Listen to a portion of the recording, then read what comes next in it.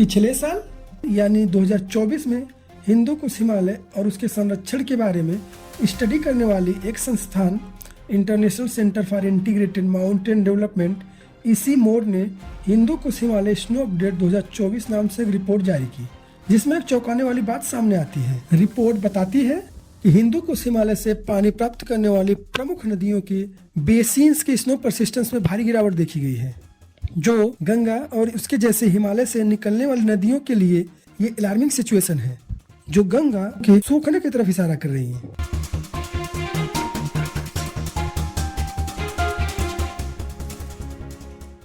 गंगा की ये स्थिति हुई कैसे, इसको समझने के लिए हमें रिपोर्ट में बताए गए कुछ टेक्निकल टर्म्स के बारे में समझना होगा।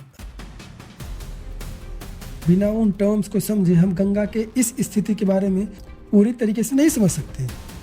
तो रिपोर्ट में आए मुख्य 3-4 टेक्निकल टर्म्स के बारे में हम समझते हैं। रिवर बेसिन्स क्या होते हैं, स्नो परसिस्टेंस का क्या मतलब है, और बार बार एक शब्द आ रहा है हिमालयन रिवर, यानी हिमालय से निकलने वाली नदियाँ। ये हिमालय से निकलने वाली नदियाँ भारत की और नदियों से कैसे अलग है।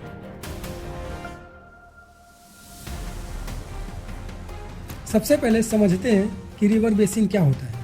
एक्चुअली नदी बेसिन एक ऐसा क्षेत्र होता है जो नदी और उसकी सहायक नदियों द्वारा बहाया जाता है। जैसे आप समझिए गंगा नदी है, तो गंगा नदी और उसकी सारी सहायक नदियों को मिलाकर, इन सारी सहायक नदियों को मिलाकर जो क्षेत्र बन रहा है उसे गंगा नदी का बेसिन कहेंगे। आइए समझते हैं स्नो परसिस्टेंस का क्या मतलब होता है। स्नो परसिस्टेंस का मतलब वो फ्रैक्शन ऑफ टाइम जिस समय तक बर्फ जमीन पर रहे। आमतौर पर हिंदू कुश हिमालय क्षेत्र में बर्फबारी और इसके इकट्ठा होने का समय नवंबर से लेकर अप्रैल तक होता है, यानी नवंबर से लेकर अप्रैल तक में जितने ही टोटल बर्फ इकट्ठा हुई है हिंदू कुश हिमालय क्षेत्र में, हम उस टाइम पीरियड का स्नो परसिस्टेंस कहेंगे हिंदू कुश हिमालय की। आइए सबसे पहले समझते हैं हिंदू कुश हिमालय क्या है। अफगानिस्तान से लेकर भारत, पाकिस्तान, चीन को लेते हुए म्यांमार तक जितनी पहाड़ियाँ फैली हुई हैं, सब हिंदू कुश हिमालय क्षेत्र का हिस्सा है। ये इतने बड़े क्षेत्र में फैला हुआ है, इसलिए इसे थर्ड पोल भी कहा जाता है। यह क्षेत्र पोलर रीजन यानी साउथ पोल, नॉर्थ पोल के बाद आइस और स्नो का सबसे बड़ा भंडार है। अपने इसी भंडार के कारण ही यह एशिया के कुछ सबसे बड़ी नदियों में पानी का सबसे प्रमुख स्रोत है। जैसे एशिया की कुछ सबसे बड़ी नदियाँ जैसे गंगा, ब्रह्मपुत्र, इरावदी, साल्विन, यानसे, येलो, अमू दरिया, ये सब नदियाँ इसी क्षेत्र से निकलती हैं। आइए हम समझते हैं हिमालयन रिवर के बारे में, यानी हिमालय से निकलने वाली नदियों के बारे में। हिमालय से निकलने वाली नदियों को समझने से पहले हम कुछ बेसिक बातें नदियों के बारे में समझ लेते हैं। आखिरी नदियों में पानी कहाँ से आता है, नदियों के पानी का प्रमुख स्रोत क्या है। इस सवाल का जवाब जानने के लिए हमें सबसे पहले नदियों के उद्गम, यानी जिसे हम अंग्रेजी में हेड वाटर्स कहते हैं, उसके बारे में समझना होगा। उद्गम या हेड वाटर्स हम उस जगह को कहते हैं जहाँ से नदी अपनी शुरुआत करती है और फिर ढलानों की तरफ लुढ़कते हुए आगे बढ़ती है। नदियों के उद्गम कई प्रकार से हो सकते हैं। सबसे पहला जो नदियों के उद्गम का सबसे प्रमुख वजह है वह है बड़ी झीलें, जिसे हम अंग्रेजी में लेक्स कहते हैं। इसका सबसे बड़ा उदाहरण है मानसरोवर लेक, जिससे हमारे देश की कुछ सबसे बड़ी नदियाँ सिंधु, सतलज, ब्रह्मपुत्र निकलती हैं। दूसरा जो नदियों के उद्गम का प्रमुख कारण है वह है स्प्रिंग यानी झरना। झरना बेसिकली ग्राउंड वाटर ही होता है। जब बारिश के बाद भूजल रिचार्ज होता है, यानी बारिश का पानी रिसता हुआ जमीन के अंदर जाता है, तो वह पहले से मौजूद पानी पर दबाव डालता है।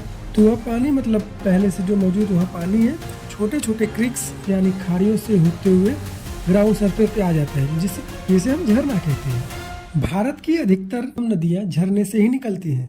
गंगा, गोदावरी, नर्मदा, कृष्णा, ये सभी नदियाँ किसी न किसी झरने से ही निकल रही हैं। अगर भारत से बाहर की बात करें तो जर्मनी की दानवे नदी झरने से निकलने वाली नदी का एक शानदार उदाहरण है। नदियों के ओरिजिन का तीसरा सबसे प्रमुख स्रोत है ग्लेशियर्स। अगर ग्लेशियर्स को हम सबसे आसान भाषा में समझें तो इसका मतलब है जमी हुई बर्फ। हिमालय से निकलने वाली सभी नदियों का स्रोत ग्लेशियर्स ही हैं। नदियों के उद्गम का स्रोत चाहे कुछ भी हो, लेकिन उनके पानी का मुख्य स्रोत तो वर्षा ही है, चाहे वह हिमपात के रूप में हो या बारिश के रूप में हो। आइए अब समझते हैं हिमालयन रिवर यानी हिमालय से निकलने वाली नदियों के बारे में। भारत की नदियों को हम मुख्यतः दो खेमे में बांट सकते हैं। पहला पेनिनसुलर रिवर यानी प्रायद्वीपीय नदियाँ जो भारत के प्रायद्वीपीय पठारों से निकलती हैं, और दूसरा हिमालयन रिवर यानी हिमालय से निकलने वाली नदियाँ जो हिमालय के पहाड़ों से निकलती हैं और फिर भारत के मैदानों में प्रवेश करती हैं।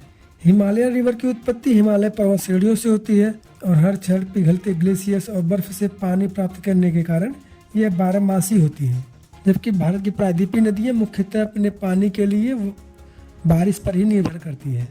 इसलिए भारत की प्रायद्वीपीय नदियाँ मुख्यतः मौसमी नदियाँ होती हैं जो बारिश के समय अपने पूरे चरम पे होती हैं और गर्मी का मौसम आते आते ये पूरी तरीके से सूखने लगती हैं। आइए हम अपने मुद्दे की बात पर आते हैं और ये देखते हैं कि गंगा की ये स्थिति हुई कैसी।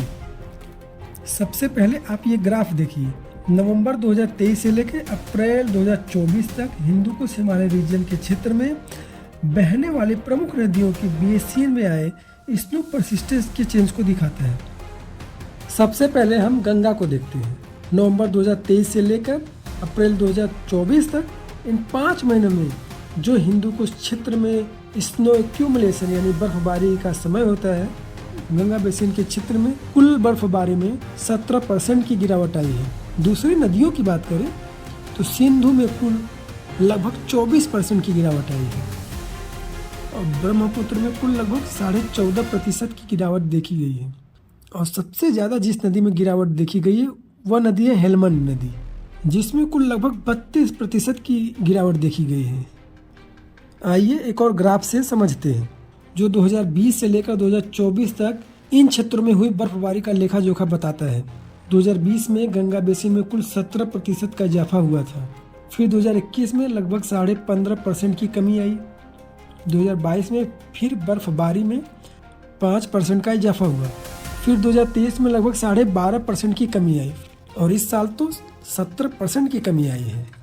और अगर वहीं सिंधु की बात करें तो वहाँ भी पिछले 2 साल में बर्फबारी में भारी कमी देखी गई है और उससे खराब हाल तो ब्रह्मपुत्र नदी की है जो लगभग पिछले 4 सालों से कम बर्फबारी की मार झेल रही है। और सबसे खराब हालत की बात करें तो हेलमंड और अमू दरिया नदी की है। हेलमंड नदी की बेसिन में तो पिछले 4 साल से लगातार 25% से ज़्यादा की दर से गिरावट देखी गई है, जो कि बहुत ही खतरनाक स्थिति है। क्योंकि इन सारी नदियों को पानी मेनली इनके बेसिन के क्षेत्र में जमी हुई बर्फ के पिघलने से मिलती है और अगर इनके क्षेत्र में बर्फबारी ही नहीं होगी तो इन नदियों के अस्तित्व पर भारी संकट आ जाएगी, जो हमारी इकोसिस्टम के लिए बहुत ही खतरनाक स्थिति है। चलिए थोड़ा इस बारे में समझ लेते हैं कि नदियों की स्थिति हुई कैसे है। हमारी नदियों की इन स्थिति का सबसे बड़ा जिम्मेदार है ग्लोबल वार्मिंग। एक्चुअली सर्दियों के मौसम में हिंदुकुश क्षेत्र में बर्फबारी का सबसे प्रमुख वजह है पश्चिमी विक्षोभ, जिसे हम अंग्रेजी में वेस्टर्न डिस्टर्बेंस कहते हैं। पश्चिमी विक्षोभ को अगर हम आसान भाषा में समझें, ये ऐसे तूफान हैं जो भूमध्य सागर और कैस्पियन सागर में उत्पन्न होते हैं और ईरान, अफगानिस्तान और पाकिस्तान से होते हुए भारतीय उपमहाद्वीप में प्रवेश करते हैं, जो इंडियन सब कॉन्टिनेंट में रबी के फसलों के विकास के लिए बहुत ही जरूरी है। लेकिन रिसेंटली मौसम वैज्ञानिकों ने दावा किया है कि ग्लोबल वार्मिंग के चलते बढ़ते वैश्विक तापमान के कारण वेस्टर्न डिस्टर्बेंस कमजोर हुआ है, जिसके चलते पूरे हिंदुकुश वाले क्षेत्र में बर्फबारी में भारी कमी आई है। इसके अलावा बढ़ते वैश्विक तापमान ने ला नीना और अल नीनो की घटनाओं को तेज कर दिया है, जिससे इस क्षेत्र की बर्फ धारण क्षमता में और कमी हो गई है। इसके अलावा वनों की अत्यधिक कटाई, ओवरग्रेजिंग, अनसस्टेनेबल लैंड प्रैक्टिसेस और इंफ्रास्ट्रक्चर डेवलपमेंट ने इस पूरे रीजन के इकोसिस्टम बैलेंस को बिगाड़ दिया है। आप सोचिए जरा क्या हो अगर भारत की नदियाँ ही सूख जाएं। वो नदियाँ जो हमेशा से भारत के सांस्कृतिक और धार्मिक विरासत का हिस्सा रही हैं।